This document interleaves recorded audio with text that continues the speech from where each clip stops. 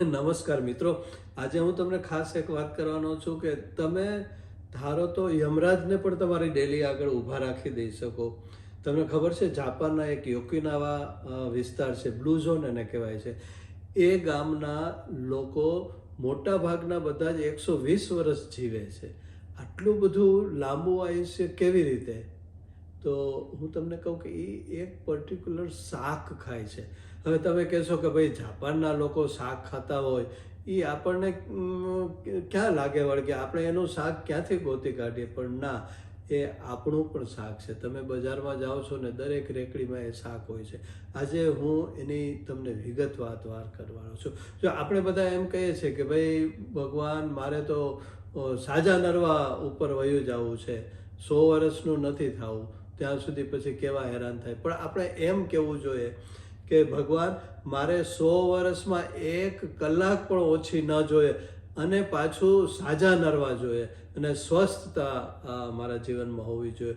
તો આવું આપણી પાસે ભગવાન પાસે વરદાન માગવું જોઈએ. તો એના માટે આપણે શું કરવું જોઈએ? આજે હું તમને એક બહુ સિમ્પલ, સસ્તી અને સરળ વસ્તુ એનો ઉપાય આપવાનો છું કે તમે એ શાક જો તમારા જીવનમાં વણી લ્યો તો તમને એટલો બધો ફાયદો થાય. એના હું ફાયદાની વાતો કરું ને તો ઘણી લાંબી થઈ જાય, પણ હું તમને આજે ટૂંકમાં કહેવાનો છું કે એ શાકનું ફાઈબર તમને જબરજસ્ત પેટ માટે ઉપયોગી છે. પેટની અંદરના જે બેક્ટેરિયા છે એના માટે તો દિવાળી થઈ જાય. એ શાક જો તમે ખાઓ એટલે તમારા પેટને પૂરતું ફાઈબર મળી રહે અને તમારા પેટના બેક્ટેરિયાને તો જાણી દિવાળીના દિવસો છે. એ શાકનું નામ તમને કહી દઉં, એ શાક છે શક્કરિયું. અને હા મિત્રો, જાપાનના જે લોકો 120 વર્ષના થાય છે એના જીવનમાં શક્કરિયું સતત હોય છે. એક પણ દિવસ એવો નથી હોતો કે શક્કરિયું ખાધા વગર રહે છે. અને આના કારણોસર એની તાકાત એટલી બધી હોય છે, એની આંખો, એની સ્કિન, એનું પોસ્ચર, ચાલવાની તાકાત, કામ કરવાની તાકાત, એ બધું એને શક્કરિયું આપે છે. હવે એ તમે જુઓ કે 120 વર્ષના જીવે તો છે 120 વર્ષ સુધી, પણ એ એના બગીચામાં, ફળિયાના બગીચામાં કામ કરતા કરતા મરે છે. એટલે આપણે તો આવું જીવન ભગવાન પાસે માગીએ છીએ. અને હવે તમે કહેશો કે શક્કરિયામાં એવું તે શું છે? મેં તમને કીધું કે અદ્ભુત ફાઈબર છે. એ પ્રમાણે એની અંદર બીટા કેરોટીન છે, એની અંદર અદ્ભુત વિટામિન સી છે. તમને એવું થાય કે ખાટી વસ્તુ હોય એમાં જ વિટામિન સી, ના, આની અંદર પણ વિટામિન સી છે. એની અંદર પોટેશિયમ છે. હવે પોટેશિયમ શું કરે છે? તમારું બીપીને સ્ટેબલ રાખે છે અને તમારા હાર્ટના ધબકારાને એ સરખી રીતે કંટ્રોલ કરે છે. તો હાર્ટ હેલ્થ એનાથી વધે છે. બીજું, એડ્રેનલ ગ્લેન્ડને એ બહુ સપોર્ટ કરે છે. આપણે એડ્રેનલ ગ્લેન્ડ જો સારી રીતે ગ્લેન્ડ કામ કરે તો ઘણી બધી આપણી જે લોન્જિટિવિટી છે, લાંબુ જીવવાનું જે રહસ્યમય છે આપણા જીવનમાં, તો એ એડ્રેનલ ગ્લેન્ડ છે, જે કિડની ઉપર એક ટોપીની જેવી 2 ગ્લેન્ડ હોય છે. અને એ જે કામ કરે છે ને, એના જે સ્ત્રાવો છે એ આપણને લાંબુ જીવન આપે છે. આપણા સેલ છે ને એ બહુ સ્વસ્થતાથી જીવે છે, લાંબો સમય સુધી પોતે ટકી રહે છે અને પોતાનું કામ બહુ સારી રીતે કરી શકે છે. તો જે લાંબા જીવનનું જે રહસ્ય છે ને એ આ છે કે એ શક્કરિયું એડ્રેનલ ગ્લેન્ડને બહુ સારી રીતે સાચવે છે. હવે એની અંદર હાર્ટ માટે છે. બીજું, એની અંદર એન્ટીઓક્સિડન્ટ છે ને એ બહુ અદ્ભુત છે, બહુ સ્ટ્રોંગ છે, જબરજસ્ત એન્ટીઓક્સિડન્ટ છે. હવે એના કારણોસર આપણું બ્રેઇન છે ને બહુ સારી રીતે કામ કરે છે. યાદશક્તિ આપણે બહુ, તમારે બાળકોની યાદશક્તિની જરૂર છે ને, તમે પણ જોજો. હવે તો 35-40 વર્ષના લોકો પણ એ મને યાદ નથી આવતું, હૈયે છે પણ હોઠે નથી, આવું બધું કરે છે. તો યાદશક્તિ વધારવી, બ્રેઇનના સેલને જો તમારે મજબૂતાઈ આપવી હોય તો એના માટે એકમાત્ર શક્કરિયું તમને બહુ ઉપયોગી થઈ પડશે. તો શક્કરિયાની અંદર ઔષધીય ગુણોનો જે વિચાર કરીએ તો ઘણું લાંબુ થઈ જાય. પણ તમને કહું કે કાંઈ પણ વિચાર લાંબો કર્યા વગર એની અંદર અદ્ભુત, આયુર્વેદે પણ એને બહુ સારી રીતે વખાણ કર્યું છે. એટલા માટે તો આપણા વ્રત જે છે, આપણા 11 ને શિવરાત્રિ ને એવા બધા વ્રતમાં આપણે શક્કરિયું લઈએ છીએ. પણ હવે એવું થઈ ગયું છે, એવા વ્રતોમાં જ આપણે શક્કરિયું, અને શક્કરિયાને શું કરીએ છીએ, એને સાકરની અંદર ખાંડની અંદર નાખી અને એનો શીરો કરીએ છીએ. એટલે શક્કરિયાનું બધું જ ભસ્મીભૂત, એટલે શક્કરિયું આપણા માટે નકામું થઈ જાય છે. તો શક્કરિયાને ખાવું કેવી રીતે એ પણ અગત્યનું છે. બીજું એની અંદર છે ને અત્યારે આખા દુનિયાની અંદર આપણો દેશ ડાયાબિટીસ માટેનો હબ બનવા જઈ રહ્યો છે બહુ જ નજીકના ભવિષ્યમાં. હવે એ ન થાય એમાં પણ શક્કરિયું કામ કરે છે. આપણે જે ઇન્સ્યુલિન રેઝિસ્ટન્ટ થઈ જાય છે એનો મતલબ ઇન્સ્યુલિન પોતાનું કામ સરખી રીતે કરી નથી શકતું બ્લડની અંદર. હવે એના કારણોસર ધીમે ધીમે આપણે બધા ડાયાબિટીક થઈ જવાના છીએ. હવે આનાથી બચવું હોય તો શક્કરિયું આપણે બહુ ઉપયોગી છે, કારણ કે એ ઇન્સ્યુલિન રેઝિસ્ટન્ટથી આપણને બચાવે છે. તો હવે એની અંદર B6 એની અંદર સારું છે, વિટામિન A, B6. હવે એની અંદર રોગ પ્રતિકાર કરવાની શક્તિ પણ બહુ જબરજસ્ત છે, તો આપણે માંદા પડવા નહીં દે જલ્દી. બીજી એક વસ્તુ કે જે આપણી પ્રતિકાર શક્તિ છે એ જ ઘણી વખત આપણા માટે દુશ્મન થઈ પડે છે, એ ગાંડી થઈ જાય છે અને આપણા જ બોડીના ફ્રેન્ડલી સેલને એ મારવા માંડે છે.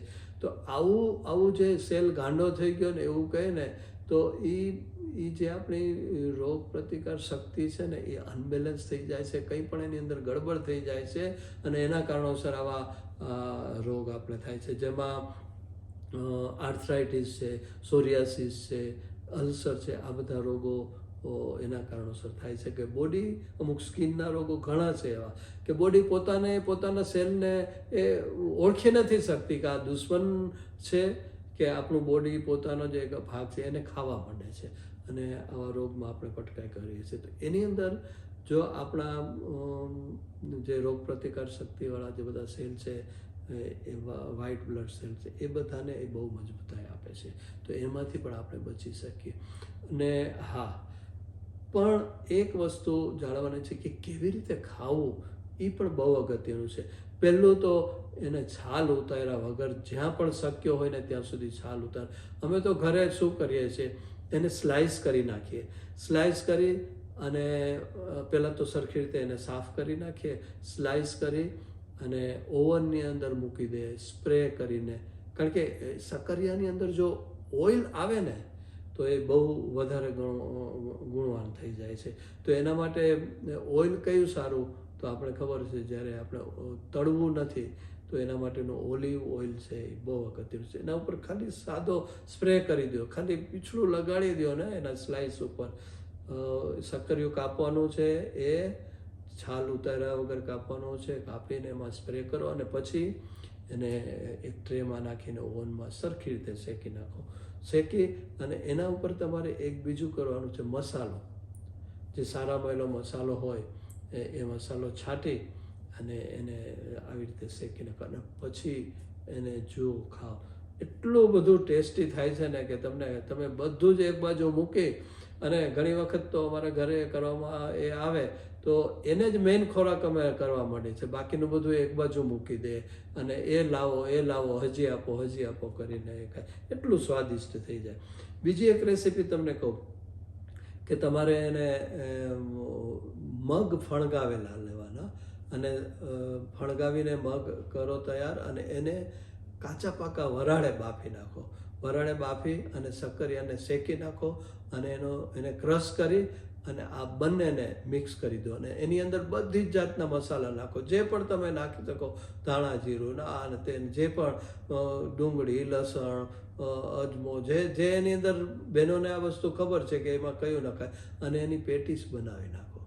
શક્કરિયું આવી જાય, શક્કરિયાનો ક્રશ અને ફણગાવેલામાં, અને એને બહુ જ ઓછા તેલમાં શેકવાનું છે, તળવાનું નથી. શેકીને એની પેટીસ કરો અને પછી એ કોની સાથે ખાવાનું, તો દહીં, અને દહીંમાં બીટનું ખમણ નાખો અને એમાં પણ થોડોક મસાલો નાખો હોય તો નાખો અને એની સાથે એ બીટવાળા દહીં અને એ પેટીસ એ ખાઈજો. તમારા બાળકો તો તૂટી પડશે એના પર. હવે બહેનો છે ને, બહેનો ઉપર આપણે આયુષ્યનો બહુ મોટો આધાર છે. એ જો એ ધારે તો સરસ મજાની એ રેસીપી એમને કહીએ છીએ ને તો એમ કહે છે કે ભાઈ હવે બજારનું જ બધાને ખાવા છે, અમે બનાવી છે તો ભાવતું નથી. પણ તમે આવી બેસ્ટ હેલ્ધી ફૂડ અને એની રેસીપી ગોતી અને બનાવો. એટલે તમે આજે જ ભૂલ્યા વગર મેં કીધું એ પ્રમાણે સક્કરીનો ઉપયોગ કરો અને રોજ ખાઓ. ભાઈ સક્કરીઓ ઓછામાં ઓછું અઠવાડિયે 3 થી 4 વાર તો એ ખાવ જ. અને એ એક શું કરે છે, એમાં ફાઈબર ઝાઝા છે ને, તો ધીમે ધીમે એ એનર્જી આપે છે, તો લાંબો ટાઈમ સુધી ટકી રહે છે. તો તરત આપણે ભૂખ નથી લાગતી. તો જે હોય છે ને એ લોકો માટે સક્કરીયું બહુ ઉપયોગી છે. સક્કરીયું ખાવ અને ક્યાંય સુધી ઘણા કલાકો સુધી તમને ભૂખ ન લાગે. તો મિત્રો, હવે તમને સમજી ગયા છો. તમે પણ યમરાજને કહી શકો કે હજી ભાઈ મને 100 વર્ષમાં 1 કલાકની વાર છે, બાજુની શેરીમાં આટા મારો થોડીક વખત તમારા પાડા ઉપર અને પછી ટાઈમ થાય ત્યારે આવજો. તો આવી હિંમત કેળવીને તમે આને અપનાવો તમારા જીવનમાં અને તમે લાંબુ આયુષ્ય, સુખી આયુષ્ય, સમૃદ્ધ આયુષ્ય ભોગવો. મિત્રો, જો આ વાત તમને તમારા ગળે ઉતરી ગઈ હોય તો તમારા મિત્રોને તો તમે અચૂક મોકલશો. જરૂર વધુ ને વધુ લોકો સુધી આ મોકલો. અને હા, મારી આ ચેનલને, યુટ્યુબ ચેનલને સબસ્ક્રાઈબ કરવાનું ભૂલતા નહીં પ્લીઝ. તમે સબસ્ક્રાઈબ કરો છો ને તો મને હિંમત આવી જાય છે. તમે લાઈક કરો છો ને, તમને એમ થાય કે લાઈક કરવાથી શું થવાનું છે, અને તમે તરત જ પાછું બીજી રીલ જોવા માંડો છો. લાઈક કરવાનું ભૂલતા નહીં, સબસ્ક્રાઈબ કરવાનું ભૂલતા નહીં, અને તમારા વધુ મિત્રો સુધી પહોંચાડો. અને આવી જ નવી વાતો લઈને હું પાછું તરત જ તમારી સામે રજૂ થઈશ. થેન્ક યુ મિત્રો. આભાર.